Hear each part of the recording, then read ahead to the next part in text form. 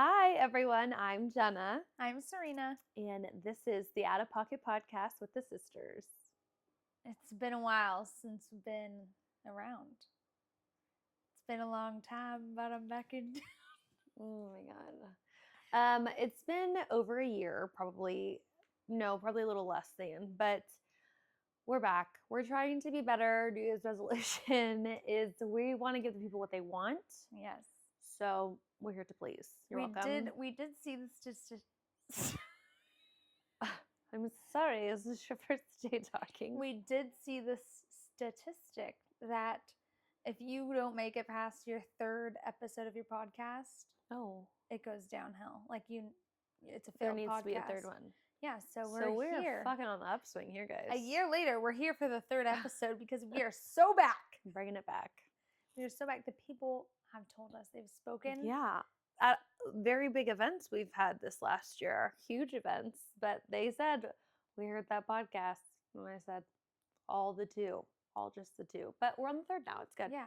So we are so back. Okay, so we are going to get into some fun things today, basically trying to get knee-jerk reactions from the downfalls of the holidays that have passed and kind of just hearing people's horror stories from Christmas. But I think first we're going to start with our peak and pit of the year. I definitely feel like I need to think about mine, but I definitely know Serena has a lot to share.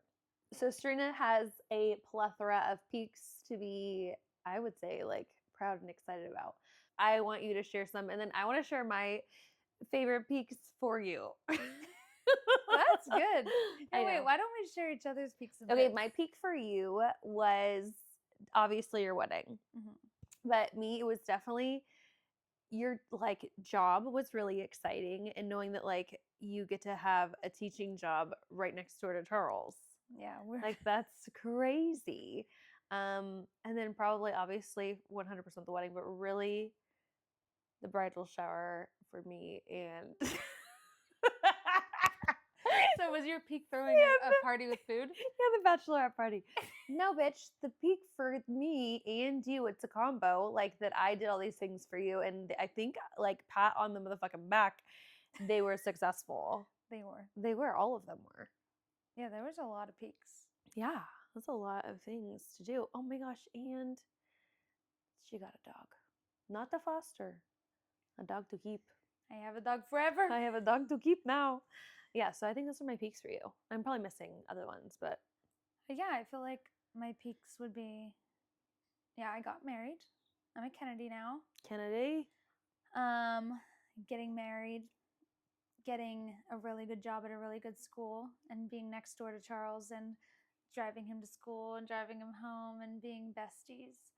I still won't forget. Like, I think it was the second day of school, and she left him in the cafeteria so he could get like morning breakfast, basically. While she like, I think you were going to like the coffee machine or something. And she came home that day, and I go, what happened? She goes, Charles was crying because he thought I left him. I was like, at school in his cafeteria, and she was like, yes. And I was like, well, dog, listen, like he is going into school with you, so he thinks I need to be with you the whole way. Don't leave me. Yeah, I guess I was like super unemotional towards him. Like one of the campus attendants, and I barely knew anybody because I just started too. They're like, he said he's been looking everywhere for you and he's crying. And I was like, get it together or you're not coming to school with me. And then now, like 3 months in, we get out of the car and he's like, see ya. Oh, miss you already. That's what he says every day when he goes to run club. Oh my God. Yeah. That's so nice. Yeah, even though he sees me 20 minutes later. Yeah, I don't know. But yeah, so being with Charles every day, it's really fun because I know what he's doing. He knows what I'm doing. And then he likes to Harper and her butt making an appearance. He likes to compare what's happening in my class and what's happening in his class. So that's interesting. I had a really awesome espresso martini. Love is brewing. Oh, yeah, that's right. Bridal shower thrown by you. Yeah. That was amazing. Thrown by you. It took a team, but it was really fun. You were the mastermind. Everybody else helped her come together. Yeah. I was really happy. There was food there. Jenna is known for It's honestly hosting something I'm gonna parties. work on because I just think like there's always gonna be enough food and there never is enough food. Jenna will throw a party, a birthday party, a shower, something. And she, like, I don't know, she'll put it at a special time that she says, this is a special time. It's like 3 o'clock, it's after lunch, and my party ends by 5. So I don't know why people would think I would feed them. Why they would come hungry. And then she'll get like 1 box of Capri Suns, a couple Ritz, 1 cheese tray, and invite 50 people and be confused when everybody's hungry. Yeah, no. So anyways, back to the best bridal shower. There was food. There was a plethora. There was a lot of food. There was a lot of food. It was really good. Yeah. Something I need to work on. That'll be a New Year's resolution. Yeah, so we had a great bridal shower. We had an amazing bachelorette, Taylor Swift theme, end of an era. So wild. So fun. Wigs, friendship bracelets. Yeah. In Cabo. On a yacht. Went on a yacht. That was fun. That was really the time of our lives. Yeah, wow, yeah. That was like a quick 72 hours of just craziness. It felt like a long time. It did. But I could have stayed. But we actually left the day the hurricane hit. We got on the flight and my wife said, yeah, I didn't want to freak you out, but the hurricane's hitting. You're like the last plane to leave Cabo. That's so scary. And we were like, oh my gosh. So I think, yeah, and then my wedding was amazing. It was like everything I thought it was going to be and more. Yeah. I had an outfit change. Yeah, it definitely, I'd have to say, it felt so like getting you through the day. Like not like being a guest versus like a maid of honor. I was like, holy fuck, I feel like I just ran a marathon. Like that's how I felt to make sure everything was good and where it should have been. And yeah, that was a lot of pressure. That was not a job for the week. But it's actually super interesting if you see, like, when you talk to Courtney about her experience throughout the day and my experience. Like, I feel like I was just so chill, drinking mimosas. No, dog. It was all on with me. My friends. 2 brides and me. I was the third. Yeah, and Courtney was like, I was sweating. I was getting angry. Everybody was around me and blah, blah. And I was like, I feel like I was just like, oh, this Cloud is 9. amazing. Can you guys put on the next Taylor Swift song? Yeah. Thanks. And everything went so smooth. My hair was great. My makeup went great. My hair lady came back to redo my hair. Like, everything I wanted to happen happened. It's a good peak for you, for real. Yeah, except for my officiant did start the ceremony without us down the aisle. Oh, yeah. That is the only like little bump, but it's honestly so funny. Yeah, wow, you really called out that person. Because I can't, like, I remember my DJ came up to me and was like, hey, so he just started reading the entire ceremony, so I just started playing the music over him. Was that the right thing to do? You're like, well, it's done, yeah. I was like, honestly, great job. That's all you could have done. The interesting part about it is, though, he talks about, like, us, like we're there, and we're clearly not there. He's like, Courtney and Serena, today they're not here. They still haven't even walked down. Yes, yeah, like that was funny. The best. Honestly, like, that's the only bump in the road, but it was like you won. So, you still did it. But it was like funny. Perfect. Like, oh my god, it's hilarious. It's just funny because all these people are like, yeah, we were kind of confused, and I was like, yeah, that was just the best memory we have. And then Charles, he really understood the assignment. Charles was honestly. He was the best part of the wedding. He was the show, and he was so sad at the end. He had his own grand entrance. I know, but when he couldn't come with us on the party bus, he was pissed. He cried. He did. He cried. But he was the last one to leave the venue. Yeah, he was a party animal. He was there till midnight. Insane. Yeah. Yeah, I feel like those are really my peaks. Just getting my new job, my wedding, my bridal shower, my bachelorette. Right. Let's think long and hard for me. What are my peaks from you for me? Your peaks would be you actually got your son enrolled into kindergarten. Because this is what the fuck I'm talking about. We all had to track her down. We had to have the school begging her to Principal. enroll. Yeah, the Principal. principal was texting me to ask if my sister had enrolled your Ugh. child yet. So I you knew got he it was gonna together come. the last Yeah, minute. Like that's a good peak. Yeah, that was a peak moment for you. yeah. He could have been homeschooled. You could have been homeschooled.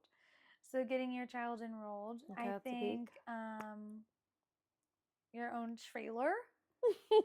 That was a really big moment. Yeah, that's like Now, buying a house on wheels. yeah, That now was you really own a intimidating. trailer. And I have to say, that was really intimidating, but like it's already come and gone. We've lived in it, moved out of it.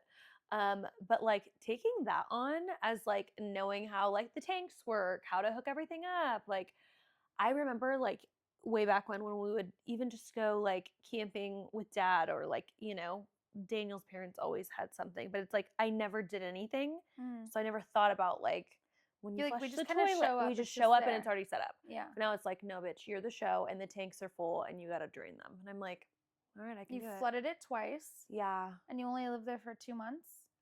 Okay, 3 months. I was there for 6 months. No way. Swear. June, July, August, September, October. We moved out November. So I guess 5 months. Yeah. Flooded it twice. Yeah. But you know what? It's kind of like that's a peak in itself. I could and can and have had lived in a fifth wheel. Yeah, you lived in a fifth wheel with your family of 4. Yeah. You were a whole maid of honor. Yeah. That was a big peak because you normally, again, don't like flourish in the party planning events. I really think it's just the food part. Everything else is usually put together, you dick. But no, I think a lot of people, like our other sister, were kind of like, okay, Jenna's your maid of honor, but I know I'm going to have to be a lot more help. Yeah. But I don't think that, like, I think you actually took it on really well and, like, ran with it. I surprised you. Yeah, you did. You shocked me and the whole world. Oh, damn. Yeah, no, that was good. I actually had a really great year. I was healthy, thankfully. My kids had been good most of the year. And I think like keeping them alive another year, which sounds wild, but it's a whole job keeping kids alive. Like it's kind of wild. Yeah. So just making through another year with both the kids and my husband and our health. And I think another peak is you decided that you're... Oh, I'm going back to school. It's actually really exciting. I'm nervous. Yeah. I'm scared. I'm all the things. That's but a big peak. Yeah. It's just like making a decision though. I feel like I don't have any credit behind it yet. Yeah, so but this is your year. Yeah. Oh, 100%. Yeah. I'm excited. Yeah. Okay, let's do a pit. Okay, what's a pit for me? I think a pit, even though like maybe it wasn't something that's like low, but I think the strings that are connected to it is hard, is that you like stepped away for a little bit right now for coaching water polo. And I feel like that's hard to like, of course, make the decision for yourself, but like have all the strings attached to like, oh, I won't see so and so every day. Yeah. And like seeing their parents and having that relationship, like that's kind of like sad that you, I guess, hit the pause button or even hit stop, you know? Yeah, I think that is, I feel like I kind of block it out. Like I actually disassociate and put it in the far back of my mind. Because I think since I was 12 years old, I've never taken a break from water polo. Yeah. Ever. I've always been on a travel team or something or competing, and like I have to train during summers because I'm going back to college. There was never a time that my mind wasn't going 100% water polo. Yeah. Even before I got like my big teaching jobs, it was just water polo was all I was ever thinking about. Yeah. And I think I found myself in a situation where I think like this is my pit of the year feeling, is that like I feel underappreciated by the people around me and like the things I'm like putting myself in. And so I think working for a smaller club naturally in sports, the big clubs are going to take your best. And yeah, I'm like done feeling that way. I'm done like I invested so much time and energy in like I miss skill out sets on into you. I miss out on so many trips, so many family events, taco nights I can't go because it's like I have to be at practice, but then I don't have the buy-in of the people around me. And then the people that I do have the buy-in of are normally the people I invest in. Yeah. And then naturally they just can't invest in that program anymore and they have to go, which is to the next best, or like hard for me. oh my god, a pill to swallow. Yeah, like I literally cried so many tears I about it. literally, you are leaving the nest, you're flying, and like I don't get to see the part of you flying because like I was only here during this time. Like, yeah, and it's like I create these kids that go and play for A teams right away. yeah. So I'm like, obviously, Your own personal growth is good in them, yeah, but but just it's not being nurtured, it's being pulled away, and that yeah, sucks. it's so frustrating. So for me, that's a pit, and even you saying that like that makes me feel like it's even more of a pit because I have to remember like, okay, she didn't stop doing it like she got fired. She stopped doing it for the self value and like protecting yourself. Still a pit, but like that's what I would and say. I think it's hard to like disassociate the people from the situation to disconnect. Yeah. I see some of those people. Well, I did. I saw them more than I saw my mom, more than I saw. I mean, besides your family, than I saw anybody else more. Right? Like I spent at least 4 to 5 days. I was gonna say with them. Yeah. And so it's just like you become so accustomed and you care so much about these people, and then it's like, poof, I'm not gonna see you, or I'm gonna awkwardly see you on the pool deck with a different club. Doing, and it's just that's hard. really hard. But then I think like true, see it as a pit, but like devil's advocate, I'm like as a parent, I'm like, yeah, like you have done them so much as far as they can go here. Yeah. You know? And so that's the hardest part is yeah. like I know that the people who did had to leave, like I had so much buy-in from them. Mm-hmm. And I think the hardest part for me is that the time I took away for my wedding is the time that the people that meant the most to me left. Yeah, that's hard. And so for me, it was like the first time I ever had taken more than 2 weeks off. Yeah. I've never, like, it's always been a break in the sessions that we all had a break. Yeah. I've never taken personal time to be off. Yeah. And so I think for me, it's hard to dissociate. Okay, I left and now you're leaving. Obviously, you don't have to see me every day, so that decision was so much easier to make. But it's a lot of feelings. And honestly, I still feel like angry about it. And it makes me just like not want to go back even yes, more probably, like when I think of being on a pool deck, I literally just feel angry. And I never thought I would feel that way, but I think I just do invest so much myself into it that it's like, yeah, it's really hard. Yeah. And then I think obviously another pit is like the family health that I kind of went through with my wife's side. And I think again, they're not feeling appreciated, just like I mean, not feeling appreciated for how much I like care about people. It's really hard to like, yeah. People not accepting. Oh my God, you guys don't know this because you don't know her like me, but she's on the brink of a little burning eye sensation. She's, but anyways, no, that's, I think that's a very great pit conjoined because it is a mid-20s life lesson, in my opinion, because it's hard when you find so much value in people and they don't show up for you how you show up for them. And that is such a lesson to be learned because it makes you, though, in some ways, in my opinion, from like previous experiences, years past, probably like investing my time and energy in somebody and their kids, and they like totally just fucking bail. And I'm like, wow, like that is wrenching. Yeah. But I think that's a lesson like to be learned is like, and it sucks because I feel like in some ways it makes you individually a little bit more hard-hearted. Which is so weird because I feel like if you ask somebody, I'm already kind of a hard person. No, totally, yeah. But like on the inside, I'm really not. Like I think I'm like such a giver. Yeah. And I think like even like, this year, like I still talk about it. Like you and I got into our ever adult screaming fight. Yeah, fight in my, on the lawn. And like Jenna said, like, and it still hurts. Like, oh my God, I'm sorry. She just said you're in such a self-serving time in your life and all you think about is yourself. And I was just like, yeah, she is really mad. Because I think I try so hard to not be that way. And then I feel like I'm not that way. And so like, that was just like cut to the heart, like dagger. And I was just like, what the heck? Yeah, no, that's hard. Yeah. That is.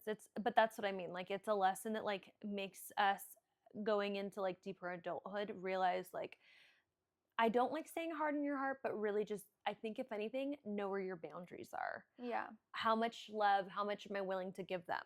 Mm. And that sucks because then it almost feels like it's moving on to making things conditional. Yeah. You know, like I show up to coach water polo, I get $50 for this hour, and then I'm going home. Mhm. Like it's like, but that's not who you are. Yeah. But like you could be angry in that mindset of things and be like, this is who I'm going to be. And some people do. Some people go and just say fuck everyone, fuck people, like, which that sucks, you know. Yeah. They're not nice people probably.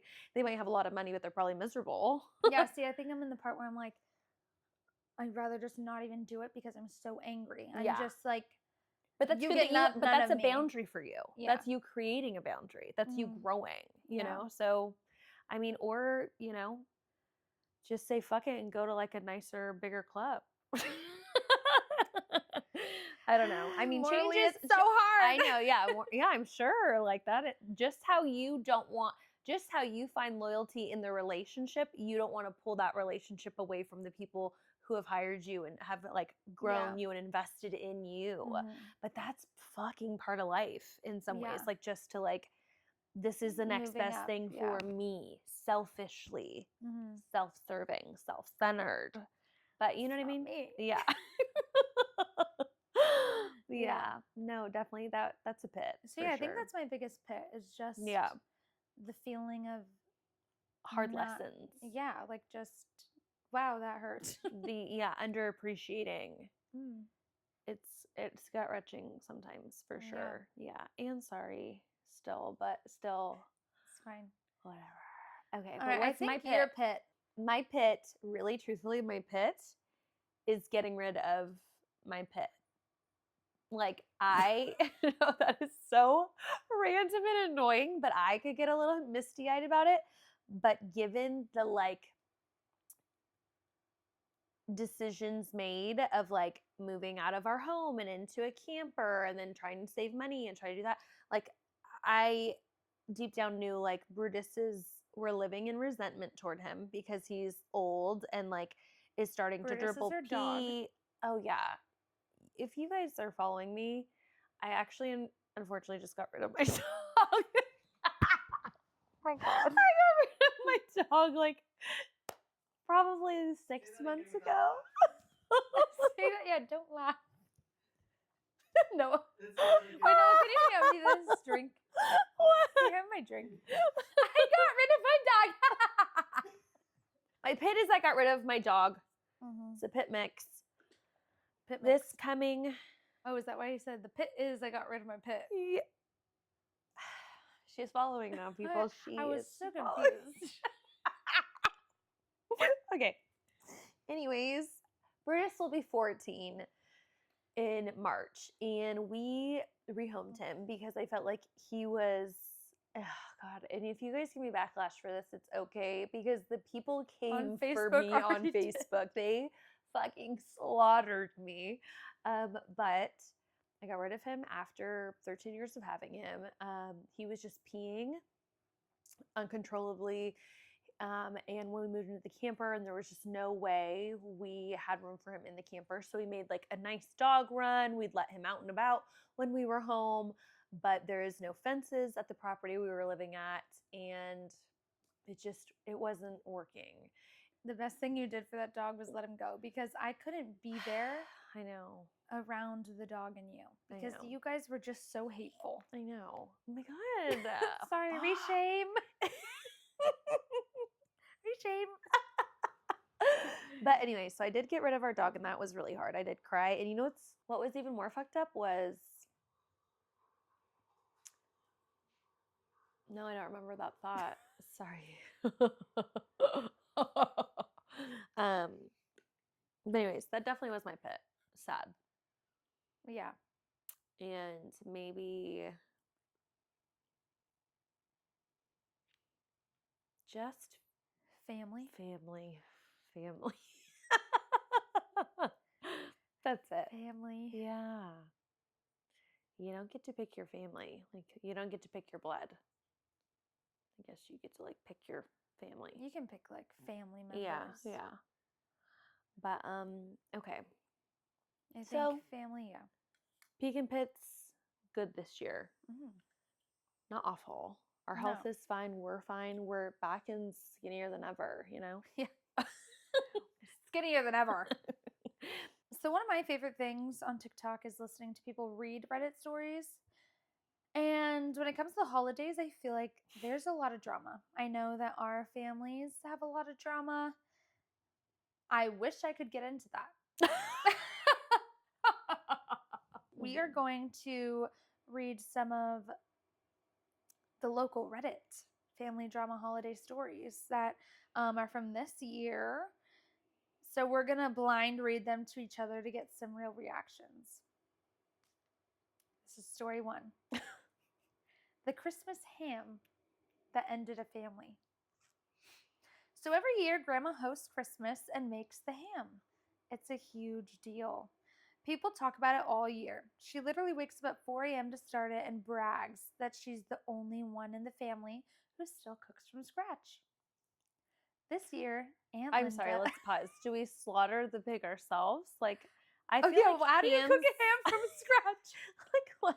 Like, I'm like, what do you mean? Did you go to the slaughterhouse yourself? I guess, yeah. Because I feel like even when I pick up a ham from like the grocery store, It's naked. It's literally like just cook it. You just like bake it. Oh, you don't like season it or anything? See, Maybe I'm that's doing what it she wrong. means. Maybe that's my problem. Okay, continue. This year, Aunt Linda arrives early and immediately starts sniffing around the kitchen like a bloodhound. She opens the oven, stares at the ham, and goes, "Huh, this smells like Costco." What the fuck? Dead silence. Grandma laughs it off at first, but Linda keeps going. Fucking Linda. She knew what she was doing. Fucking Linda. She knew what she Says was doing. the glaze is too shiny.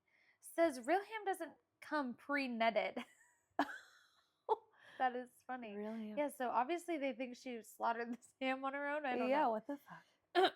Then, I swear to God, she pulls out her phone and shows everyone a picture of a Costco ham. Oh, she's committed to the bit. She's psycho. She's committed. She's gonna choke on the ham. Grandma starts crying. Grandpa slams his fist on the table and yells, "You've been trying to replace her for years." No one knows what that means. What does that mean, Grandpa? G-pop, what are you talking about? Yeah. Linda snaps and says, "At least I don't pretend I'm better than everyone while serving store-bought meat." Grandma screams, grabs the ham, and throws it into the driveway. This is so dramatic. This I is love so it. interesting. I love it.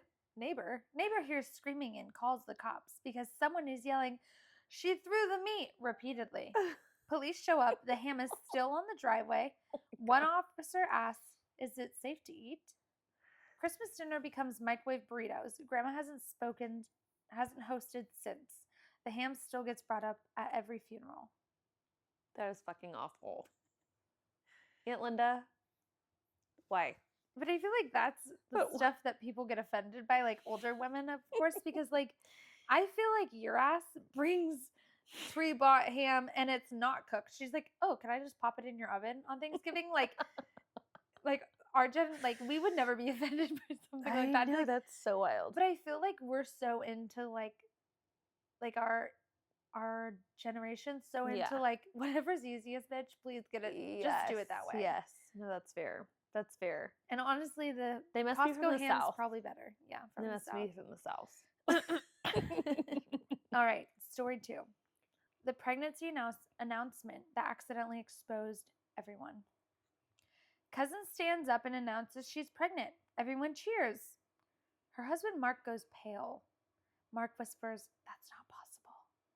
She laughs and says, "What?" Mark says louder, "We haven't been together since October." Now everyone is quiet. My aunt starts doing math out loud. Someone says, "Wait, weren't you at that conference?" Cousin starts screaming at Mark to stop embarrassing her. Mark asks, "Whose baby is it?" Cousin says, "It doesn't matter." Mark leaves. Grandma asks if she can still post the ultrasound on Facebook. Wait, what? They're divorced by Easter. Baby looks exactly like her boss. Oh, scandalous as fuck. Oh, so she was at a conference? Yeah. That's awful. All right.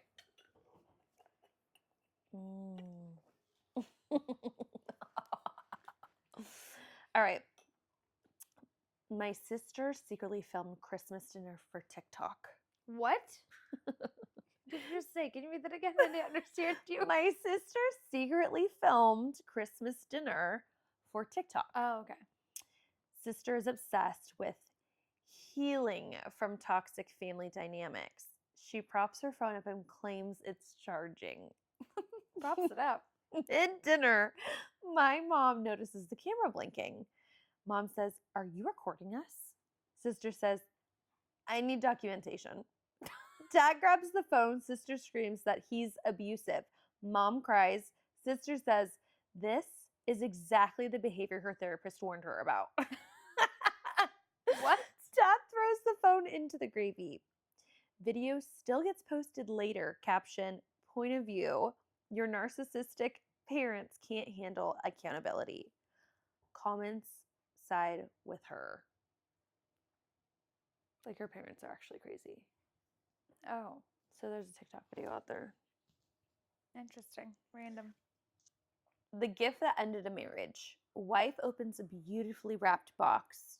Inside is lingerie. She stares at it and says, "This isn't my size."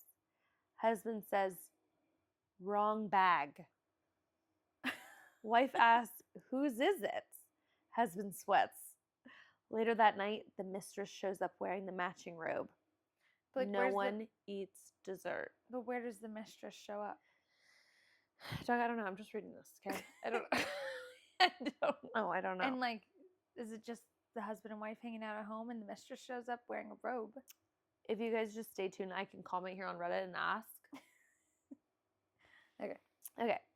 The 4-year-old who chose violence. 4-year-old doesn't get the toy he wanted. He screams, "This is a bad Christmas." He pushes the tree over and punches Grandma.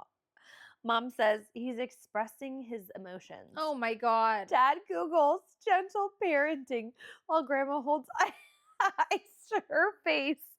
That child is now 16 and still banned from holding ornaments. Gentle parenting. So That'll do it. stupid. Okay. Okay, this is a time to transition to Am I the Asshole? Okay. The little snippets of Reddit posts too here. Okay, so am I the asshole for calling the cops on my own Christmas dinner? Throwaway because my family is on Reddit. So I, 32-year-old female, hosted Christmas dinner for my family this year. I spent days cooking, cleaning, decorating, the whole thing. Everyone knows Christmas is important to me. My sister, 29 years old, shows up late with her boyfriend, who I've never met, and immediately starts criticizing everything. This sounds like our family. I fucking hate that shit. You guys criticize me all the time. Okay. She said the turkey was dry before even tasting it, and I asked if I forgot seasoning. I told her to drop it because it's Christmas. She didn't. She kept making little comments all night. Then she knocked over a glass of wine and laughed and said, "Oops, guess that's what happens when you host." Ew, I don't get, like, what the fuck? Like, what was she like, "You clean it up, bitch"? Yeah, like this is my house, so you clean it. Ugh. So is she the asshole or At not? that point, Oh, I it's not over. snapped and told her she was being disrespectful in my home. She stood up and started yelling. Her boyfriend joined in. What? I would fucking murder. Who the hell is I'd be this like, guy? "Bitch, sit down. You're in my home." Her boyfriend joined her. My mom started crying. My dad yelled at me for ruining the holiday. Things escalated, and my sister started throwing ornaments off the tree. That is so fucking dramatic. I would fucking murder. And screaming that I've always been controlling. I felt unsafe and called the police. Oh my God. They came, separated us, and told my sister to leave. Now my entire family is saying I overreacted and ruined Christmas. My sister is saying I traumatized her. Am I the asshole? She also threw mashed potatoes at me. The cops ate a cookie. My mom said I should apologize to keep the peace. I don't know. Do you think she's the asshole? I think calling the cops is a little dramatic. Yeah, We've I mean, literally been like in bigger issues and Cops should have been called and we didn't call them. Yeah. So I think I'm just like, Leave the law to the law, honey. You don't need to be calling yeah, the cops. it's kind of annoying to be calling the cops and that's what they're showing up for. But I feel like I'm a good stormer outer. Yeah, you are. Yeah. But like if somebody asked me to leave, I'd leave. They're home. But I'm just confused. Yeah, did she ask her to leave? How close are their sisters? You know what I mean? Are they not that close? Are they just like her sisters visiting from New York and they see each other once a year? Like that also depends. But it's also like throwing my ornaments. I'd be at a level 10, but like I think I would.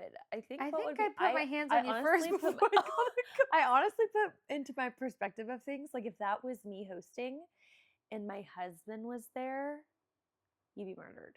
Like if I think if Daniel Jacobs saw someone grab like one of you grab an ornament and throw it, he'd be like, You're done. you're fucking done. But I don't understand. Like, I don't know. I think you are the asshole for calling the cops. That's a little dramatic. But I think just learn to be a bad bee. Okay, let's do something a little funny. Okay. If we were to pick out of the three of us sisters who would call the cops, Stop. You already know. let's do the name. Ready? One, two, three. Deanna. Deanna. Yeah. Yeah, like she would be I the can't one. wait for you guys to meet her on our Yeah, podcast. we're gonna have her show up guest for sure. Oh God. Okay, that was funny. Okay, let's move on to the next. Let's move on to the next. Okay. Okay, am I the asshole for telling my mom she ruined Christmas over a gift?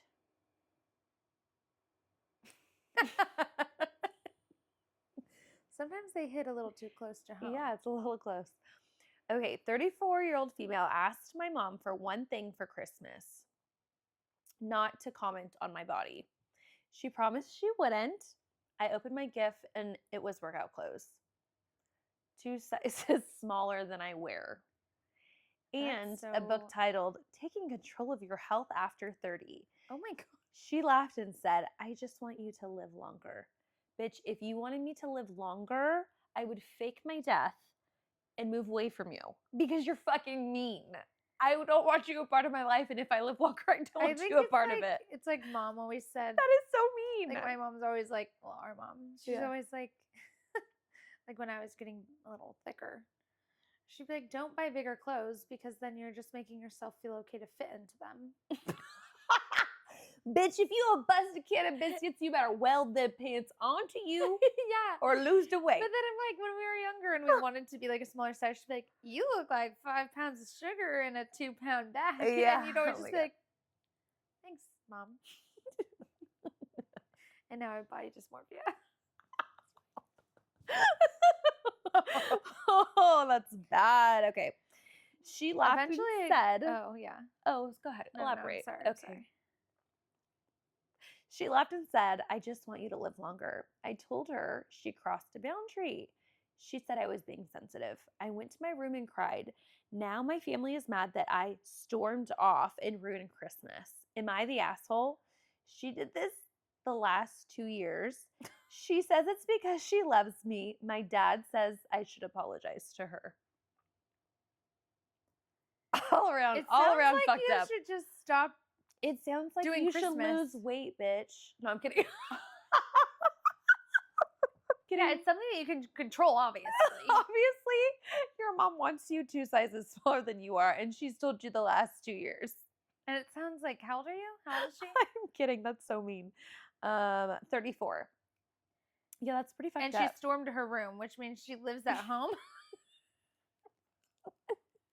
It might not just be the size thing.